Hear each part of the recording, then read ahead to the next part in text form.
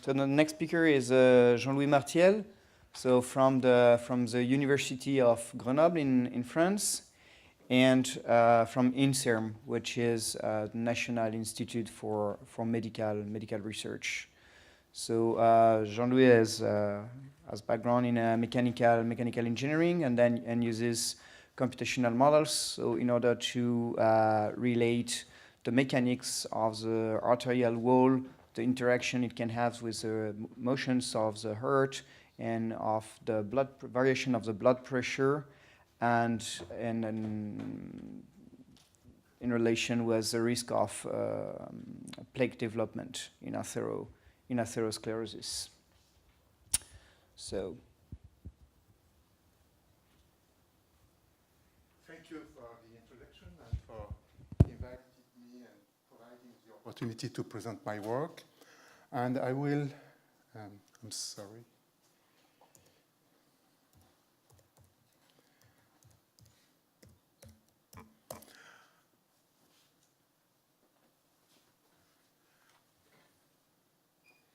So my talk will be in two parts. First, I will present the consortium for the study of the biomechanics of the coronary atherosclerotic plaque. This group, and in the second part of my talk, I will present my own research on the coronary arteries and the mechanics of these arteries in normal conditions. So this consortium is just a collection of people from France, Canada, US, and Spain. And the main interest of this consortium is that there are different expertise fields, mathematics, like me, or mechanics, like Jacques Wayon, or medicine, like Gérard Finet. Gérard Finet is the head of the cardiovascular disease department in Lyon, a town just southeast of France, and he is the main supplier of experimental data we use in our simulations.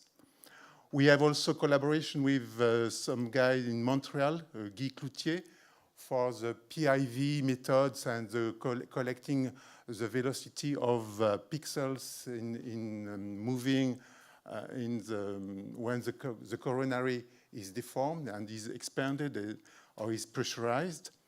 And we also have collaboration with Spain, with people in the quite close from Barcelona, in Zaragoza, and particularly Dr. Peña and Dr. Martinez, who did some of the simulation I will present you today. So I will just present some very large, briefly, some mechanism about why we are interested in atherosclerosis in coronary artery. So, because this is a major source of death, at least in developed countries. It's an inflammatory disease, so it has many compounds, and it develops on the very long term. It takes about 10 years from the very beginning of the disease to the formation of the plaque and its rupture and its possible effect on the brain or on the heart. And also, it's important because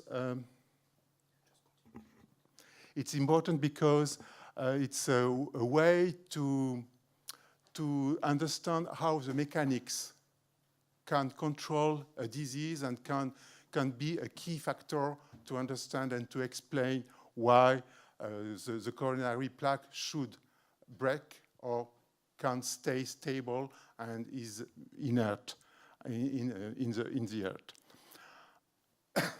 And also, we use intravascular ultrasound imaging, which is a poor method for the resolution because it's about 150 micrometers of resolution, but it's possible to have a very large depth imaging.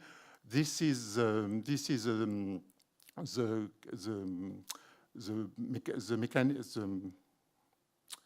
sound of the IVUS imaging. This is the lumen of the artery, and this is the wall of the artery. So then I will go to some result about how the plaque starts forming. First, we have the invasion of the first layer of the wall, the intima layer, by monocytes coming from the blood, which cross the barrier, the cellular barrier between the blood and the wall, and which then enters what is called the intima layer, the innermost layer of the wall. Then they differentiate into macrophage and formation of foam cells, which ultimately will die by apoptosis. In the same time, there is invasion of smooth muscle cells coming from the media, which is the layer just close to the intima, but outside. And those muscle cells do form a cap, a fibrous cap there, which is a rigid structure which prevents the rupture and of the plaque if it is thick enough. And it encapsulates all the dead cells coming from the macrophage and the foam cells there, this is kind of a lipid core with, I would say, with different mechanical properties when compared to the intima or to the rest of the wall of the artery. This corresponds to this necrotic core is represented there. This is a lumen of the artery, and for example, in that there, the cap between the artery and the lumen artery and the lipid core is very thin. So this plaque is very prone to break, and when the lipid flows in the bloodstream, they form a thrombus, which has consequences for the stroke or because it prevents the supply of oxygen of a nutrient to the tissue, and it causes ultimately the death of the tissue. In the first example I will show you is we are looking at the left coronary artery, which lies on the earth. We are closely looking at the bifurcation between the main segment there, the left anterior descendant segment there, and the left circumflex segment there. And why we are looking there at this particular structure? Because from anatomical studies, we know that most of the plaque for the artery, coronary artery, takes place either on this segment or on this segment. First, we just look at the early stage of the plaque. The lumen artery is not yet affected by the growth of the plaque, so there is no stenosis of the bloodstream, and we are just looking at what are the mechanical factors which can help to understand why the plaque is starting there and not there. So we are just looking at the position of the initiation sites of the plaque, and we know them because those patients have very early stage disease, and we are taking into account also the strain because the artery is on the earth and the earth just moves and contracts, there is strain. It imposes a strain to the coronary. There is axial stretch because the coronary is extended along the main axis. Radial stretch because of the blood pressure, which is a periodic signal and which inflates and deflates the segment, the tube periodically. And also there is a twist along. For example, you have the tube is rotated along the main axis because of the global movement of the Earth. So all these strain are important by their mechanical consequences on the artery. So from the IVUS imaging, we segment the artery.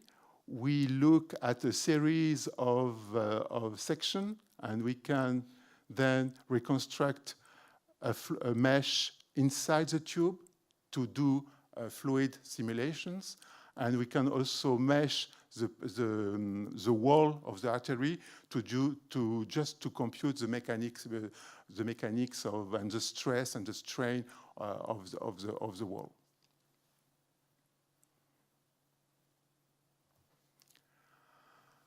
There, okay, the arrow, the red arrow indicates the position of the plaque known by the anatomical examination and the IVUS imaging.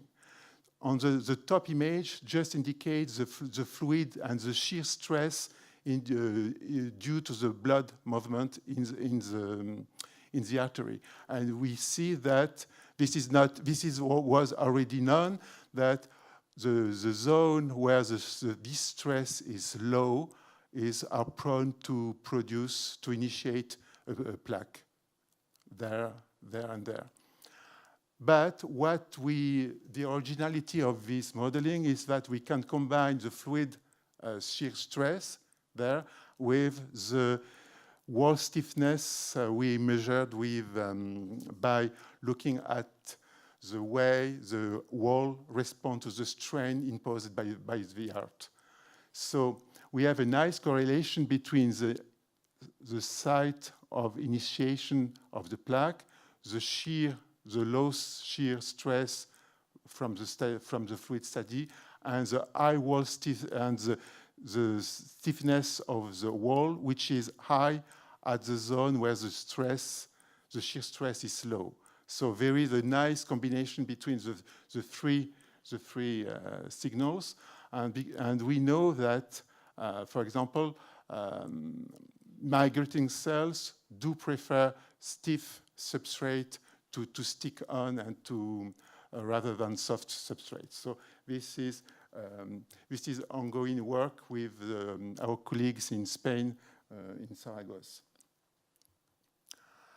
In the second part, I will present a way to measure the elasticity properties of arteries and plaque, and by ways of IVUS, so the intravascular ultrasound imaging.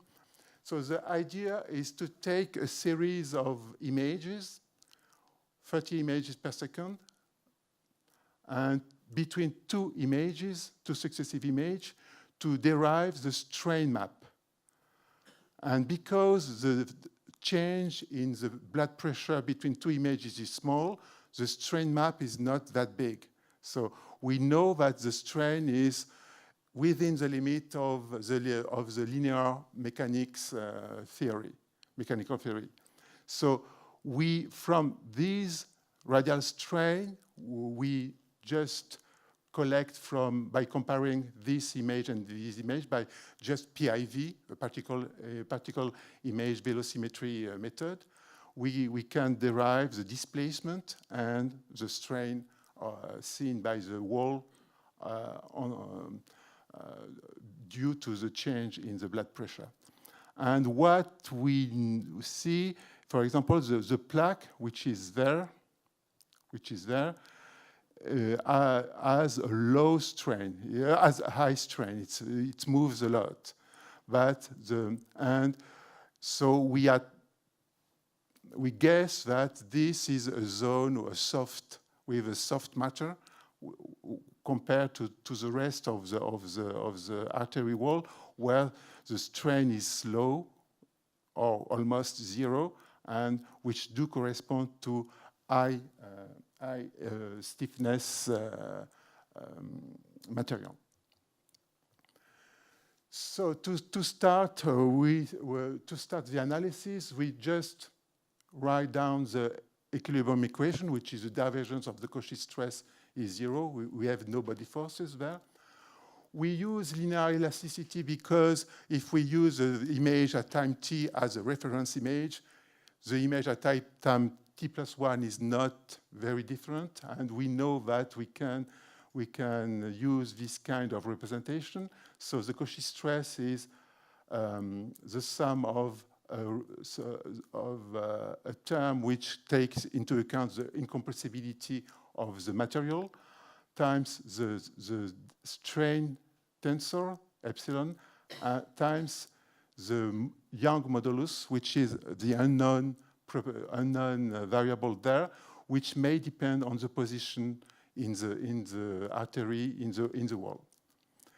And by combining those two equations, we end up with the relative gradient of the Young modulus, which is the sum of two terms. The first one we don't know because we don't know the Lagrange multiplier P, which take into account the incompressibility condition. But the second term we know because we know the strain, so we can compute the divergence, and we can compute also the inverse of the matrix. And so boundary between domain with different Young modulus should have a high relative gradient of the Young modulus. So this quantity should be high at the boundary between two domains of interest.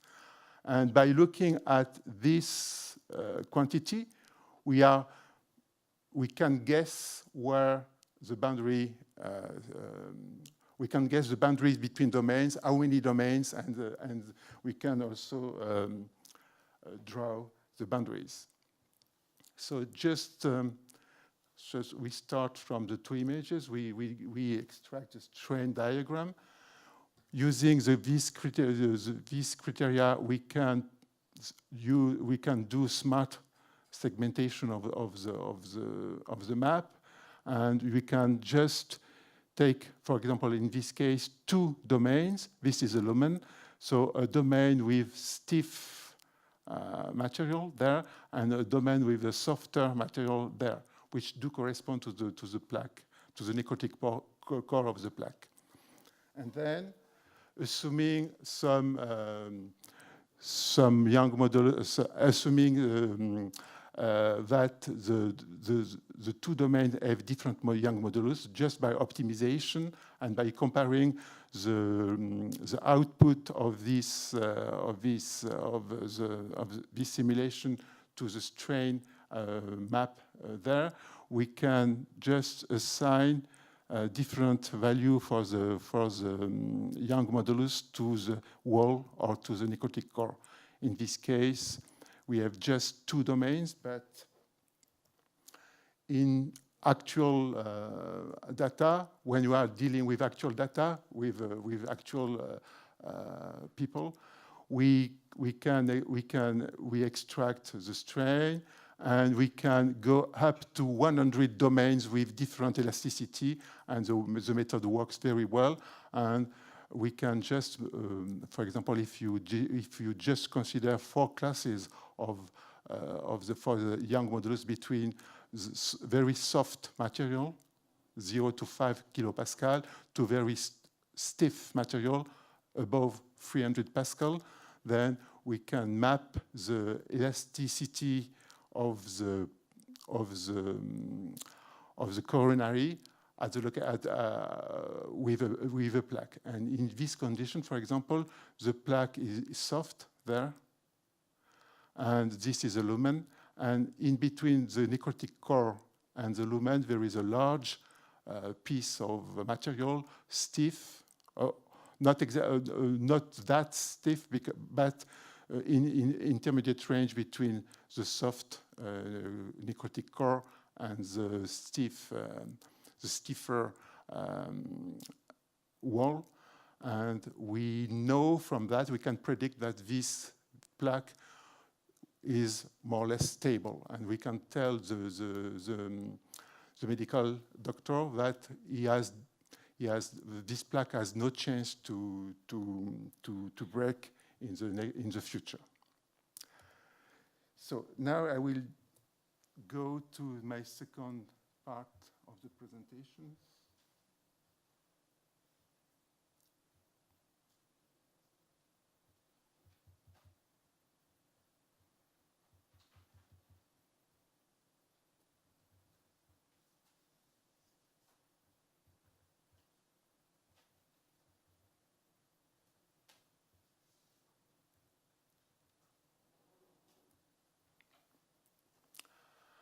So right now, in the consortium, we are looking at pathological coronaries, pathological with plaque or with other disease.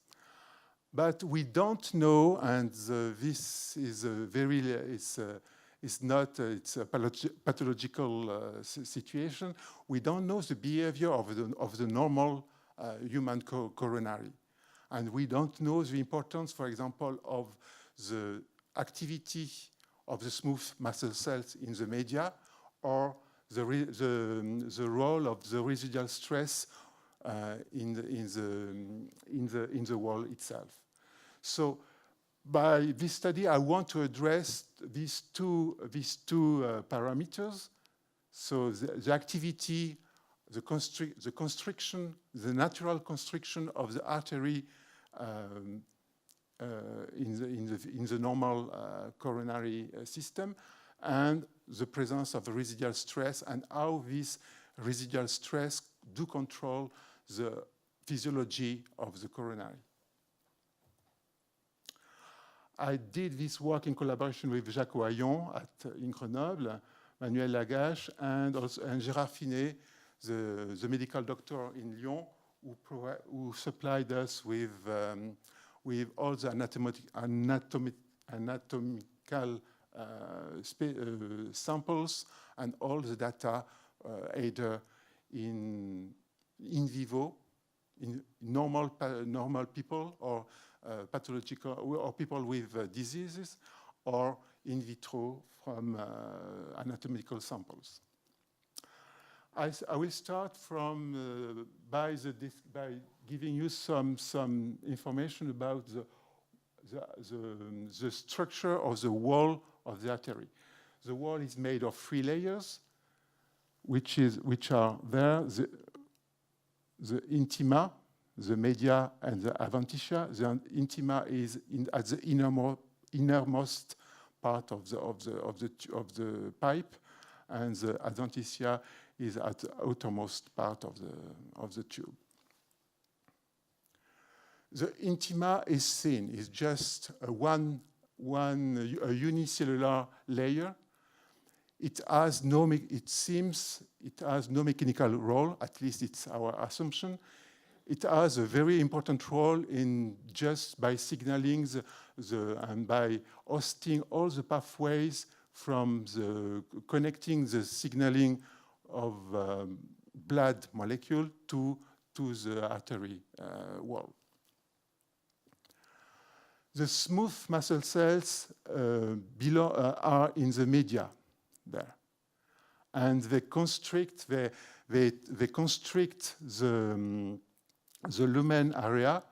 And in natural conditions, the artery is always constricted by a tension provided by those cells. And the adventitia is outside.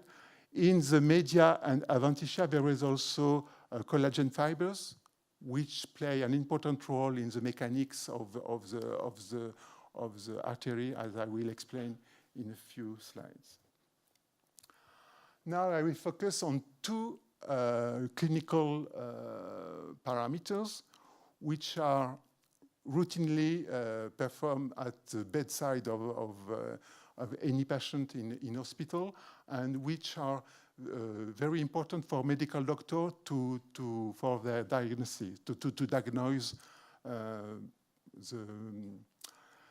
the condition of the coronary, if it is a pathological coronary or a normal one. First, I will focus on the compliance or the distensibility of the human coronary. So we know that the heart is moving, and this is just the electrical signals of the heart. And between the systole and the diastole time point in the series, the blood pressure changes, and also the lumen area, which oscillates back and forth between something about 16 micrometers per micrometer square and down to about 30 micrometers square. So there is a change in the area because of the oscillating pressure in the coronary. So the measurement is in vivo. So and usually the people define the compliance index, which is just the relative variation of the lumen area between the systolic and the diastolic time point in the series, and divided by the change in the pressure. Usually these are the systolic and diastolic pressure in millimeter of mercury. And also I included in this equation T0, which is the basal tone coming from the muscle cells in the media. And we assume that between the systolic and the diastolic time point in the series, this parameter stays constant, stays at its physiological level. And also, we know the physiological range for the compliance, which is about 3 in normal adult patient with normal coronary artery. So this is one of the clinical parameter we want to incorporate in our study. The second clinical parameter is just the vasomotor response of the coronary. It's we image the coronary by a non-invasive method in vivo. This is the coronary lumen there. We can see the membrane, but we can still measure the lumen of the coronary. People are asked to do some kind of hand grip exercise, which results into the vasodilatation of the coronary by production of nitro oxygen in the intima.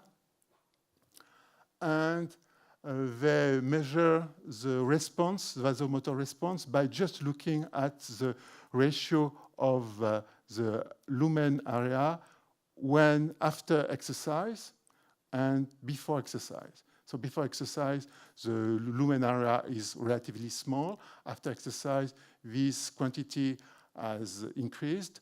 And we assume that the basal tone after exercise, which we don't know exactly which level it has, but we assume that it's 0, almost 0.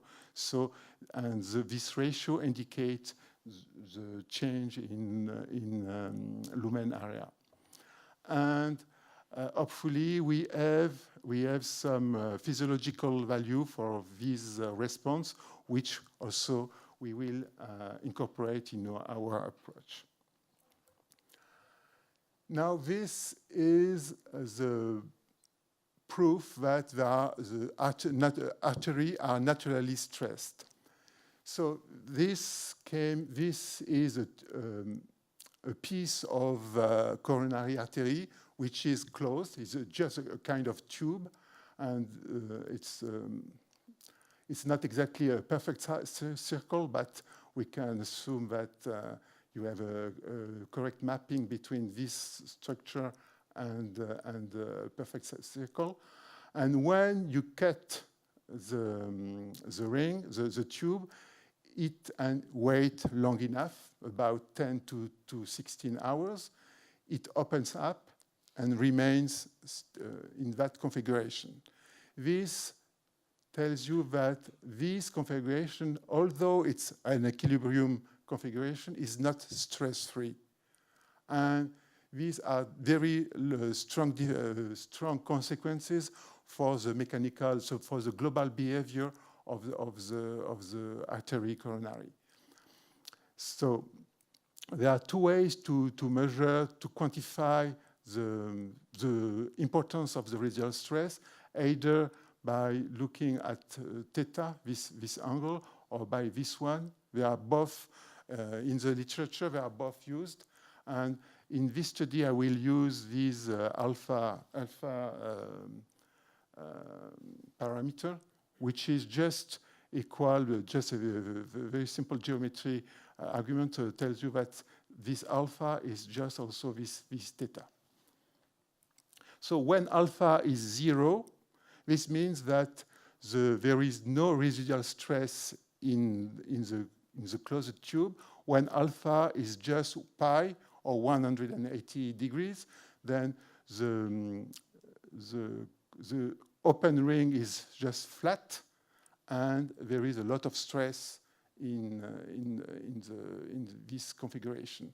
And when alpha is bigger, larger than pi, or larger than 180 degrees, then this means that the layer is inverted, and you have to exert a large constraint to close it again.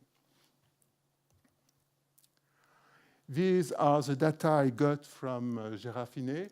I have 5 samples coming from 5 different healthy patients, and these are, the measurements are done from a transplanted heart. So it's patients were not that healthy, but we know that the coronary of the transplanted heart are healthy coronary. So we know the angle there, and we know the geometry of the coronary, assuming that is just a perfect cycle. We know the inner radius, the outer radius, and we were able to distinguish between the media and the adventitia, and so to measure the transition between the 2 layers, and which is in this column.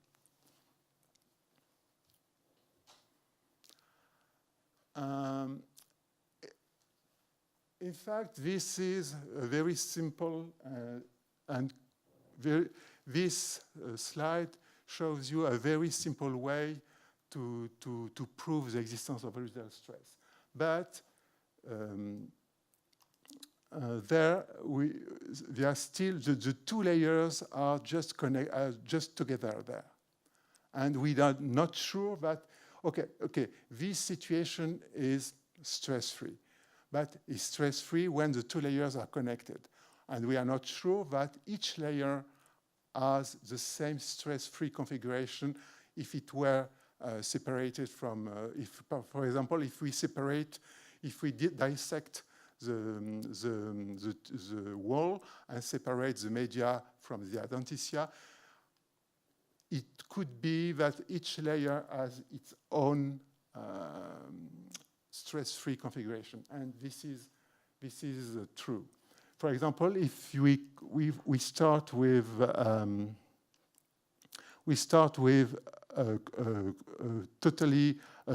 tube of coronary artery, we cut it, we wait 16 hours, and the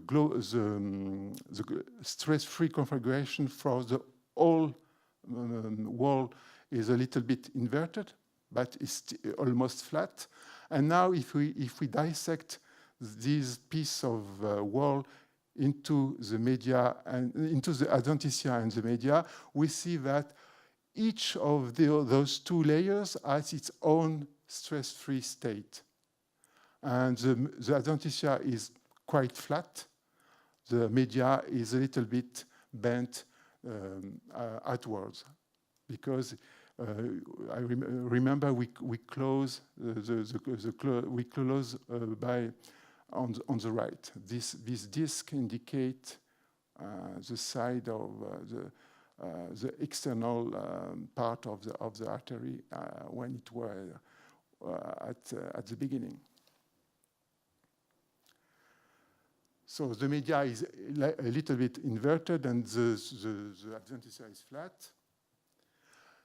So now we try to collect all these data into a single model. So we have the physiological configuration, which is in situ. We know some clinical data. We know we have to find the correct compliance parameter, the correct vasotonal response, and we know also the blood pressure during one cardiac cycle. What we don't know is the basal tone and the stretch seen by the artery in situ. This is the closed tube configuration. We know some geometry about it, internal, external radius for each layer. We know that there is no more basal tone because this is a piece isolated from the artery tree. And we know there is no more axial stress because this piece of material is no more constrained along the long axis. And of course, there is no internal pressure. This corresponds to the open ring configuration, in which we know the angle. We know also the geometry of the configuration, and we know that this configuration should exist in the artery. And this is the unknown of my model. When the two layers are separated, for example, the media is in pink and the adventitia is in blue, we can have at least four types of configuration depending on the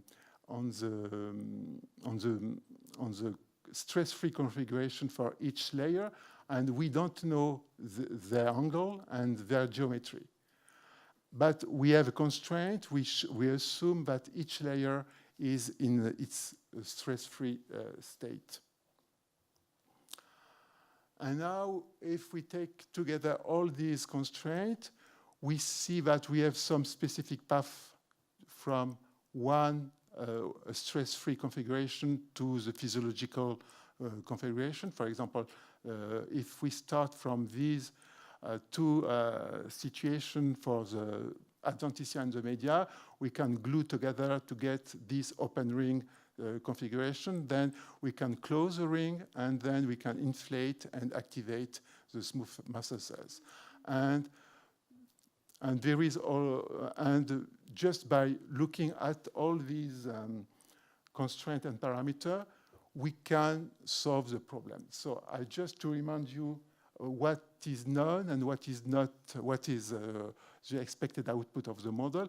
We know the compliance, the vasomotor response. This is for the physiological configuration. We know the geometry of the closed tube when a piece of the coronary is isolated from the artery. We know also the geometry and the angle of the open rings for when the two layers are glued together. And we know the blood pressure, and we can assume that the material is incompressible, which gives you some nice, which are some nice consequences for our model. What we don't know is the basal tone and the longitudinal stretch.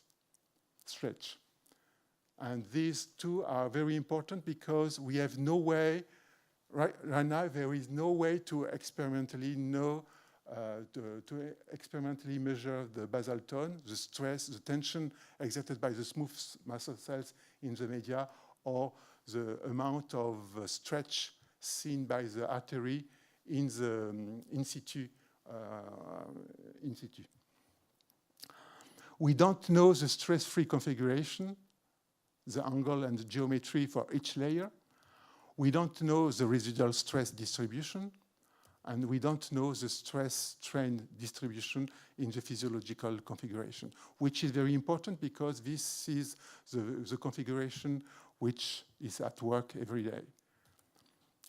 So what we use two clinical parameters, the compliance and the vasodilatation ratio. We try to inject some optimization criteria, and we, for example, if we have multiple solutions to our problem, we will pick up the solution with which has the minimum elastic energy in the deformation, or the less deformed situation. We know the artery geometry, the radius and thickness, the angle, and for the stress-free configuration open ring. And what we expect is to have the vasomotor basal tone, the longitudinal extension of the artery in situ, the stress-strain distribution, and the residual stress distribution. Okay, these are the three part of the rest of my talk. Okay, now we want to model the mechanics of the artery. And we started, at the beginning, we started from a study by Obzafel and colleagues, in which was published in 2005. And they showed that the media has, when you stretch the media along one axis, you can measure the force, the stress. When you stretch the media, you can measure the stress, the Cauchy stress. And you see that if you stretch it along the circumferentially or along the long axis, you have different response. So the response is anisotropic. The same for the adventitia, and the adventitia is stiffer than the media, which contradicts some result from pigs and obtained in pigs or in the mouse. Anisotropy, and the adventitia is stiffer than the media. But these data are not useful for our model. We first try we first use these data, and we see that we cannot satisfy the constraint coming from the compliance and the vasomotor ratio.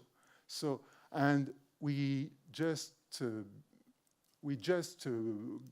get back to the original publication, and we see that all these samples, of the 13 samples used in this study, were old people with pathological coronary arteries.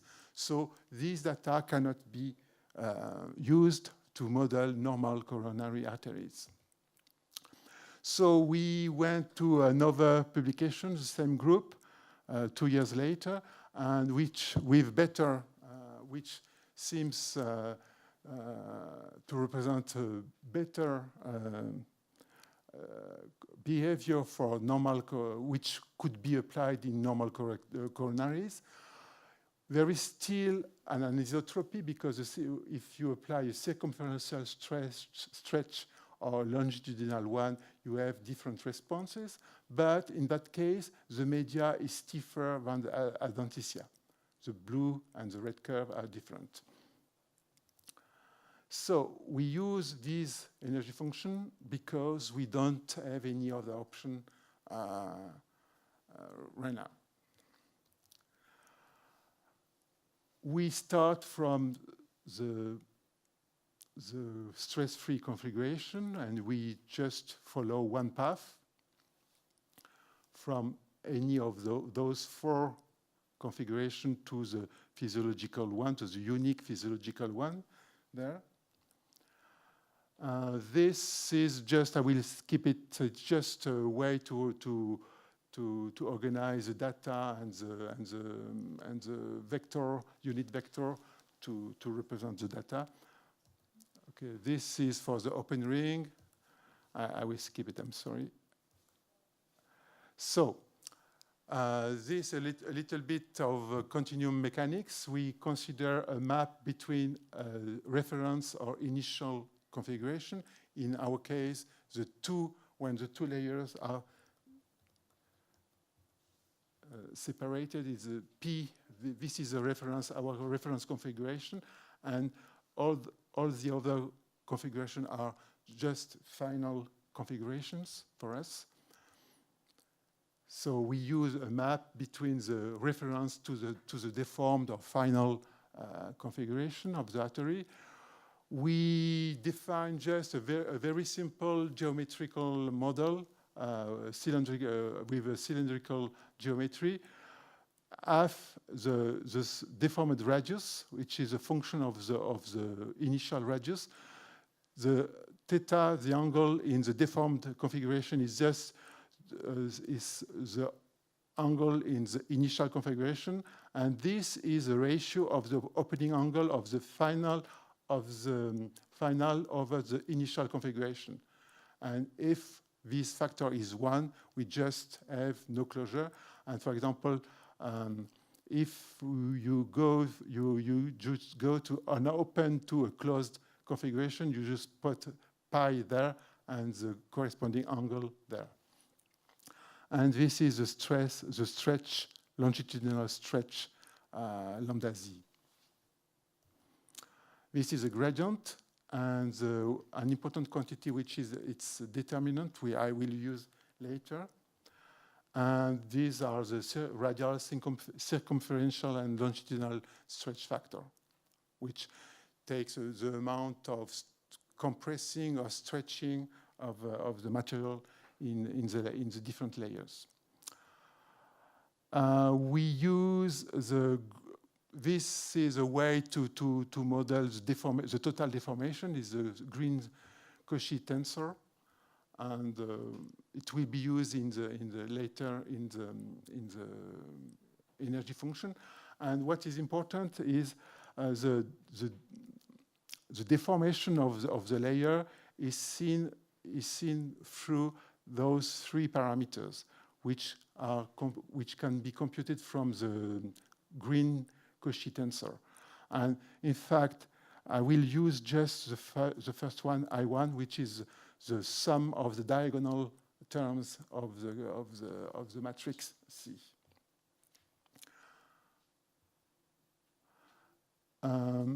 We model also the collagen fibers. In the reference configuration, as I remind you that there is the fiber has an angle phi with the horizontal axis. So these are the two unit vectors giving the direction of the fiber in the reference configuration. This is in the final configuration when you apply the deformation, and you have factors, which is this is the longitudinal, the circumferential stretch, and this is the longitudinal stretch. And we define invariants I4 and I6 by this way. When those invariants are just 1, this means that the fiber is not stretched nor compressed. If it is greater than 1, then the fiber is extended, and if it is less than 1, it's compressed. So now I come to incompressibility. This means that the material, you can change the form of the material, but you can't suppress the, the material keeps the same volume, so you can suppress matter inside the arterial wall due to the transformation or due to the deformation. So this mathematically translates into that the determinant of the gradient should be 1. This gives you a nice differential equation which can be solved, and this is very helpful in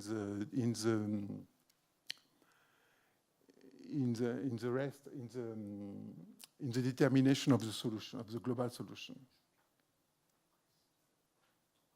Okay, so I will skip because this this is the density energy, which has an isotropic term, which is proportional to the first invariant of the Cauchy stress. And this is an anisotropy term, which came from the collagen fibers. And we, I4, 6, and I4, 6, I4, and 6. But we know that the stress cannot sustain compression, so we take exactly the maximum of I4 and 6 and 1. So we can't, the quantity with the tilde cannot be less than 1. So I will skip that. We have 2 equations, but I will go directly to the. So this is the main result I got. If you just plot the two-dimensional diagram with the basal tone on the horizontal axis and the longitudinal stress on the y-axis, and you have 2 curves. The red one is a combination, is the position of all the points giving you the correct compliance, and the blue one, the correct vasomotor response. And you see that you have 2 solutions there and there, which give 2 combinations of basal tone and stretch, which gives you the correct compliance and the vasomotor response. And if now we look at the energy, the deformation energy in the configuration, we show that this point do correspond to a very low energy configuration. And this one is characterized with higher energy. So we apply our criteria, and we show we take the upper solution there. So this is one of the main output of my model. These are the predicted stress-free configurations, the predicted open ring configuration, closed tube, and the physiological configuration. These are the results. What is important there is the 2 last columns with the stretch and the basal tone, and all of them are just constrained by the 2 clinical criteria I choose at the beginning. And in publication, the basal tone is always it's larger than the one I found in my model. And this is a kind of discrepancy between my study and what was already done in the field. This is the stress. Well, okay. This is a stress-free configuration, but I think I will stop there, if you don't mind. Okay, it's fine? Or? Well, we will not have time to. Okay. So if you want some questions. Oh, okay. So just 5 minutes, please. So this is the closed tube, and this is a representation of the residual stress, and we see that. This is a radial stress, 0 at the inner boundary and 0 at the outer boundary. This is adventitia and this is the media. This is a circumferential stress sigma theta.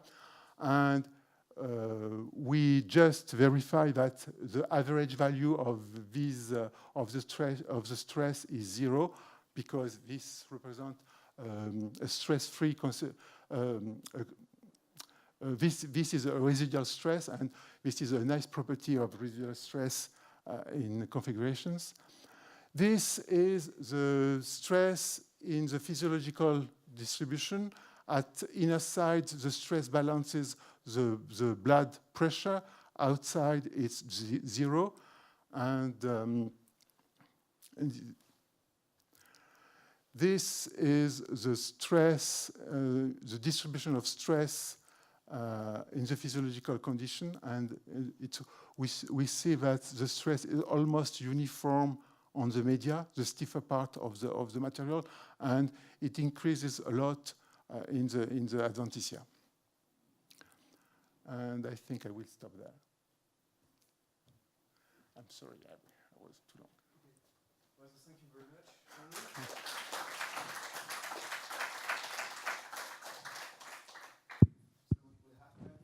We have time for some questions. Yeah. No, one of the things, and that's also like what you're saying with this residual stress and so, and it's important, and actually we have a lot of mechanical measurements from tissue that are done like ex vivo, because otherwise you cannot do it. Now, what we start to realize more and more is that a lot of the tissue properties are actually changed a lot by the preparation. Yeah. Because using formaldehyde, which almost everybody does, and especially using alcohol afterwards, changes the configuration, the microstructure dramatically, and changes the mechanical properties. So how much do you think of this is real in vivo, and how much is induced by our preparation of the tissue? Okay. Of course, The microphone? Of course, the preparation of the sample do change the mechanical properties and what you are measuring in your mechanical apparatus. When you stretch a sample, then depends on how you prepared your sample. But we have also measurement from in vivo, just by looking at the change of the deformation of the wall due to the change in the blood pressure. And this is in vivo. You have no preparation, no perturbation of the mechanical properties of the wall. And in some cases, we were able to correlate the change of the deformation in vivo with the mechanical properties measured ex vivo. And the correlation was good. But in vivo with MRI, for example, you don't have pressures. So again, you have to estimate. Yeah. And every time you have to estimate something. So yeah. Okay. Other questions? Hello. Thank you very much. I'm interested in what's do you with stress-free initial condition, because it's you don't know about the stress-free condition, and how your results changes if you make different stress-free conditions and other things. And also, what numerical methods do you use, and what do you do with matrix? Maybe you use some preconditioner or something with this. Okay, for the second question, we use finite element method, just regular and standard numerical simulation. And regarding your first question, I will show you, we consider the importance of the role of residual stress. And we consider, for example, for the media and adventitia, we just start from, we assume that the stress-free configuration correspond to an angle of 180, almost flat. Or we assume that the stress-free configuration is almost 0. There is no difference between the stress-free configuration and the closed tube. And we consider all the possible angle between those two extremes. And we expect that the result stress is important when the stress-free configuration is flat, and is 0 when the cutting of the tube doesn't produce any effect. Okay, and one of the main results is the distribution of the of the circumferential stress. If you look at the average of the stress minus its own average, which is represented up there, you see that in between the totally closed situation for which we have no opening of the tube, and when the two layers are flat in their stress-free configuration, you just go to a minimum for the heterogeneity of the stress. And this corresponds to this magenta. So is in between 90 and 60 degrees. So between those two curves, which you see is there. So this is important because the artery has there is no gradient of stress inside the wall. And also, it's important because, for example, if you look at the total elastic energy in the deformation, depending on the opening angle, you see that if you don't have any residual stress, you store a great amount of energy in the deformation. And if you have a large residual stress, that is, if the open configuration is almost flat, then the energy is almost zero. And the last result is, if you look at the difference between the systolic and the diastolic pressure, this is kind of measuring the work inside the wall during a cardiac cycle. Then you see again that with the residual stress helps to the wall to work at lesser with a lesser level of mechanical stress. But if you just have no residual stress, then the amount of work done during one cardiac cycle, it could be important. So these are the main results. And okay. Yeah, so I think that the whole story behind this is that when you have endothelial dysfunction, and when the monocytes and cholesterol can penetrate the intima and then initiate the plaque, so the effective permeability of the intima is highly suspected to depend on the mechanical conditions that surround it. So having a good approximation of the initial mechanical conditions upon perturbation with hypertension or something like this, then has relevance in order to predict risk factors of the general state of the blood pressure, deformations imposed by the heart. So when in plaque initiation. Yeah, maybe the last question. Yeah. I had a curiosity. Okay, thanks. I had a curiosity, and I was wondering if you ever studied with the IBUS system a coronary with an implanted stent, and how the high stiffness is affecting the. Yeah, we are looking at that situation right now, and this is also one of my projects. I didn't show you any slide on it, but just to model the implanting a stent, inflating the balloon inside the stent to stick the stent at the inner side of the artery, and to see the distribution of stress between the plaque, the wall, and the stent. But it's ongoing research. Okay, so maybe it's just time for lunch, and then at 2:30, so we'll start the hands-on again. Okay, thank you very much.